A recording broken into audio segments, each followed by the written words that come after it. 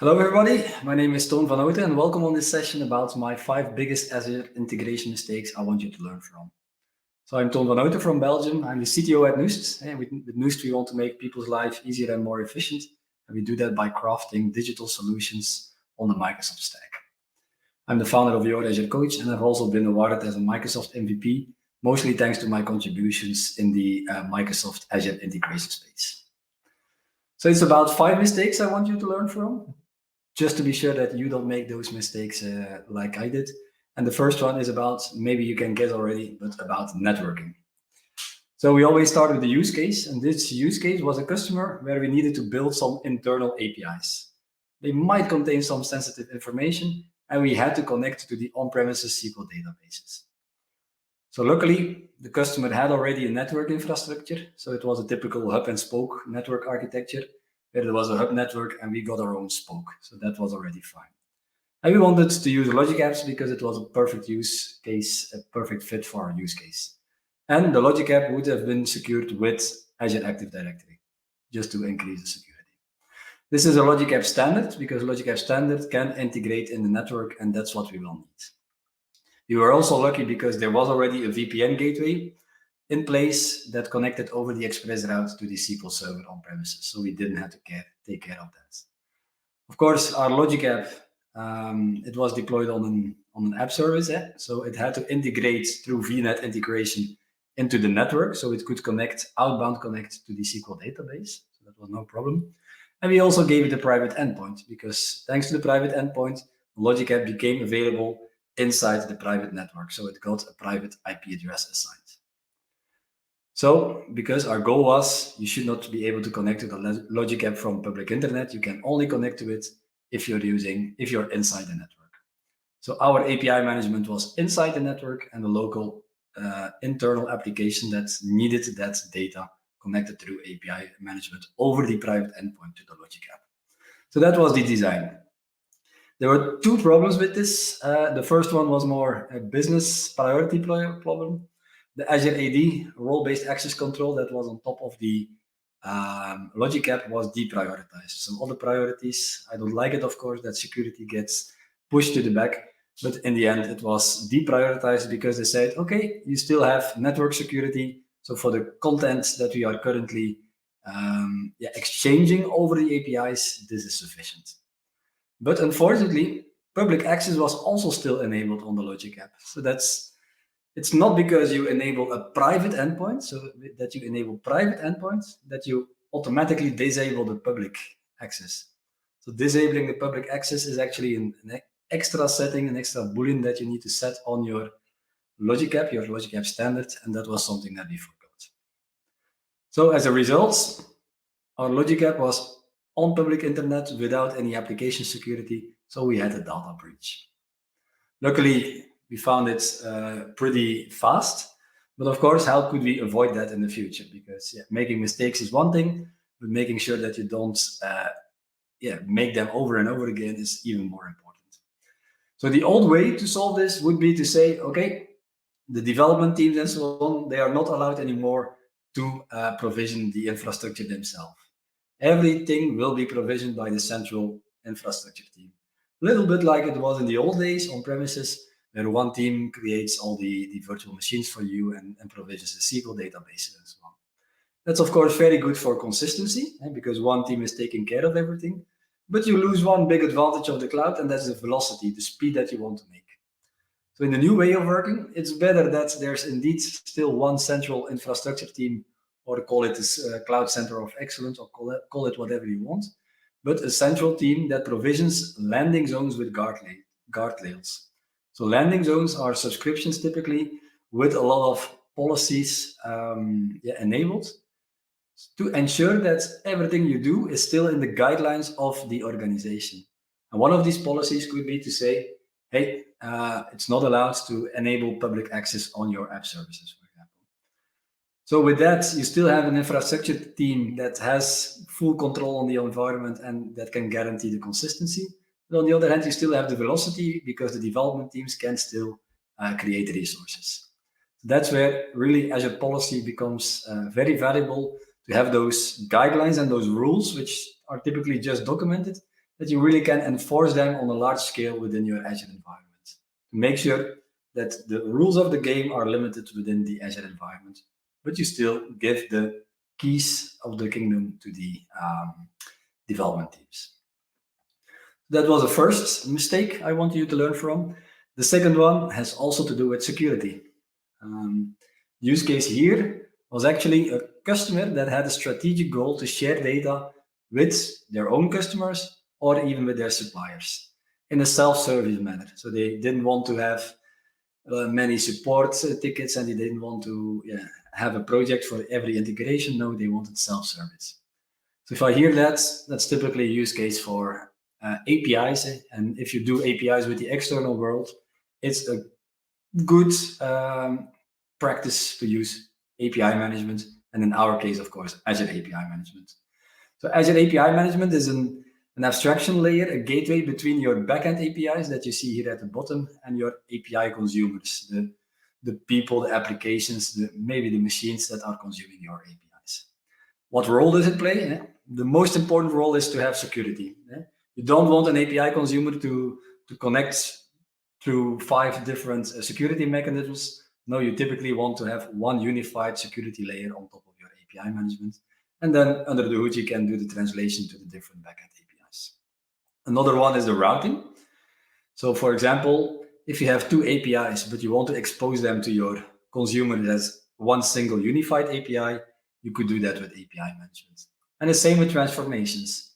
A good example is, for example, transforming a REST API into a GraphQL endpoint, or even the other way around. If you have a GraphQL endpoint, but you want to expose it as REST, you can do that easily with Azure API management. It can also be used to optimize your APIs. I'm just thinking about consistent error handling, about versioning that you can include, and maybe even caching. And of course, because all the traffic goes through your API gateway, you have one central place where you can monitor the usage of your APIs. So what's the most popular API that you are using? Where do you, let's say, see the most issues on the APIs? Which APIs are throwing the most exceptions? What's the performance of the APIs and so on? So you can really get valuable business and technical data out of that central monitoring. And last but not least, let's think about the self-service manner. If you want to do self-service, a kind of a developer portal is also very important, that you can engage with your API community, that you don't always need a lot of interaction to get started, so that you can get onboarded to your API program very quickly. So we used API management. The customers and the suppliers, they were using Azure API management, and they were connecting to our backend APIs. Some RESTful APIs, some GraphQL APIs. And API management works with policies. And a policy is actually an XML file that changes the behavior, the configuration, the behavior of your API through configuration. So you can have such a policy on the operation level. So that's a policy that's applicable for only one operation, for the get order operation, for example. So there you can, for example, say, okay, we do a transform operation, or we introduce caching on that one. If you look at that XML file, it contains a base element. You see it 4 times. In every section, you see the base element. What is the purpose of that base element? It actually refers to the policy of a level higher. So if the base element of the operation policy actually refers to the policy on the API level. And again, that policy, you can configure whatever you want. You can do some routing, some rate limiting if you want to. And that XML file will again contain a base element that then refers to the global policy. And that global policy is, of course, a very important one, because there you typically have your global security that is applicable for all your APIs. So what did we do? We had our APIs. Some of the APIs were Azure Functions, others were Logic Apps. But I forgot in one of the APIs the base elements. So I changed the policies and I removed the base element. That's something that can happen to everybody. Even some people don't know actually the full meaning of that base element. But because I did that, we didn't actually have a global policy on that API. So that means that that single API was on public internet because it was an external API without security again.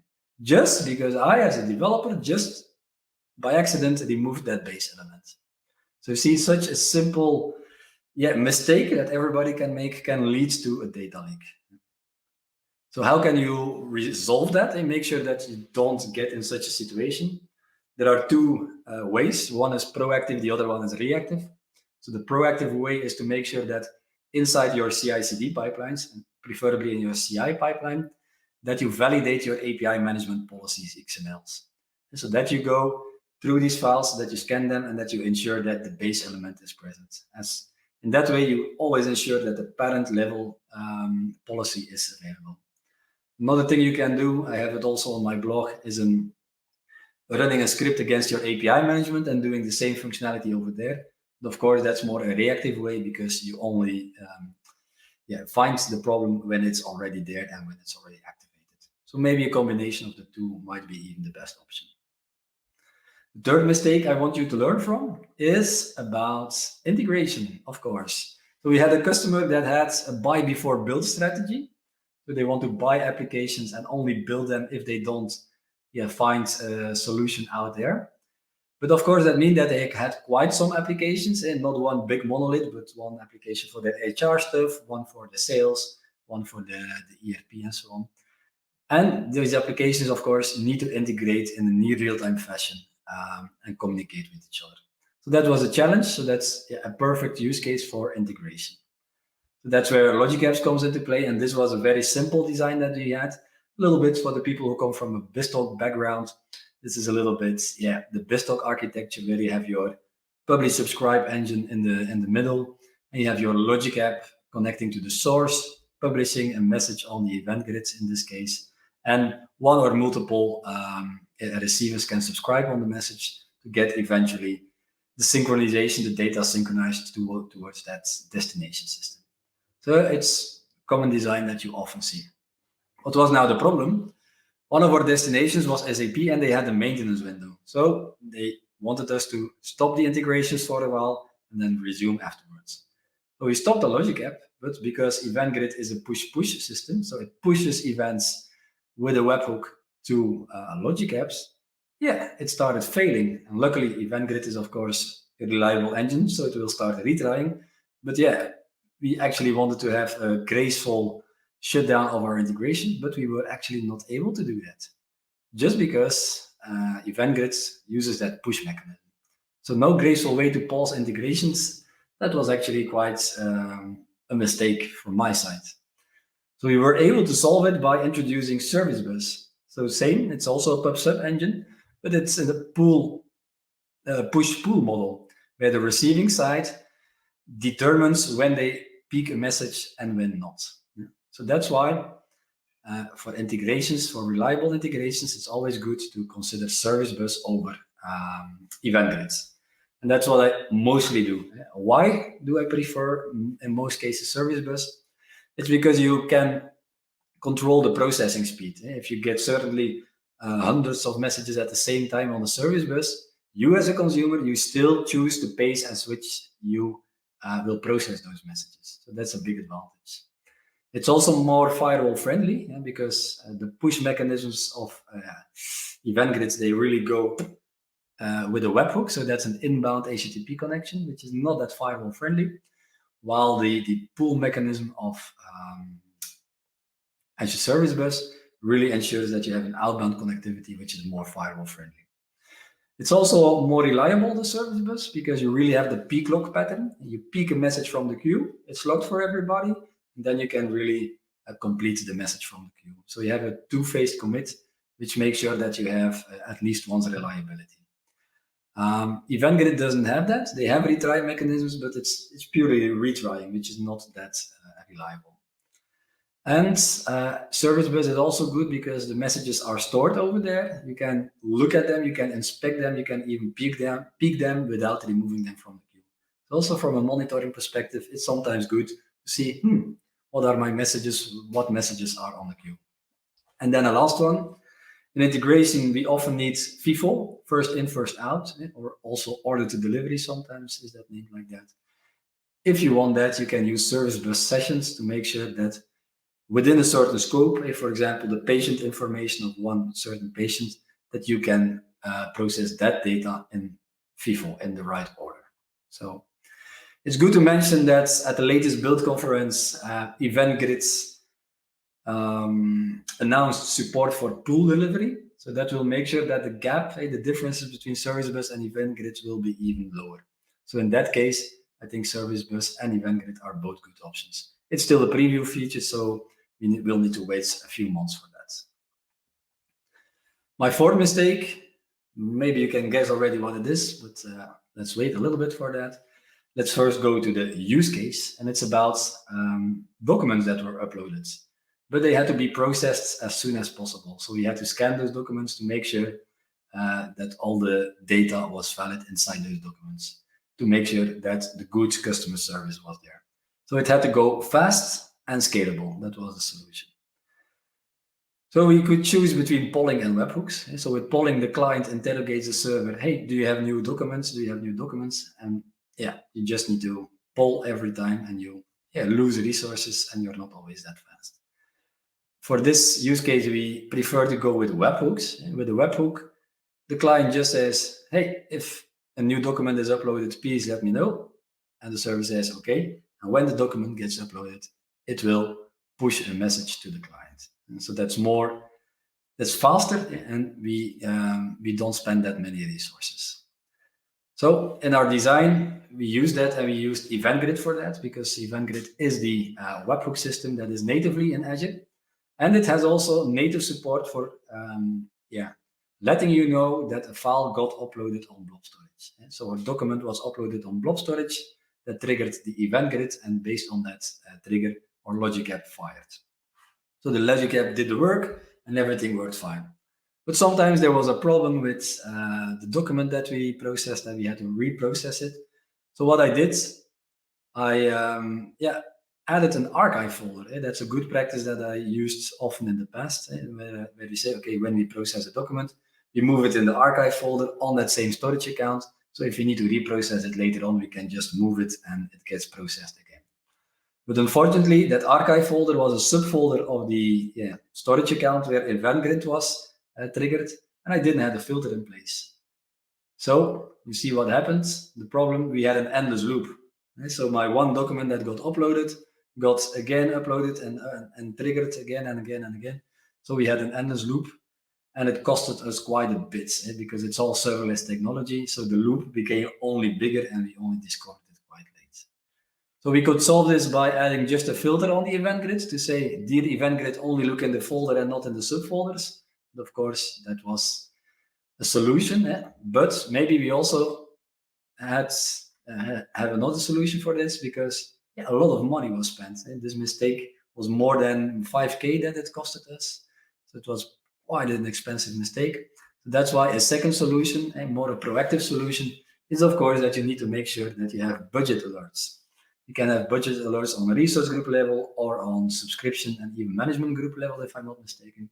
So please set these alerts up front. Do a little price calculation on what you expect to be the, let's say, the future cost of your Azure environment. Maybe take a little margin on top of that, and just make sure that you get notified. Not too much, so don't put your budget too low, otherwise you get every month a notification and you don't look at it anymore.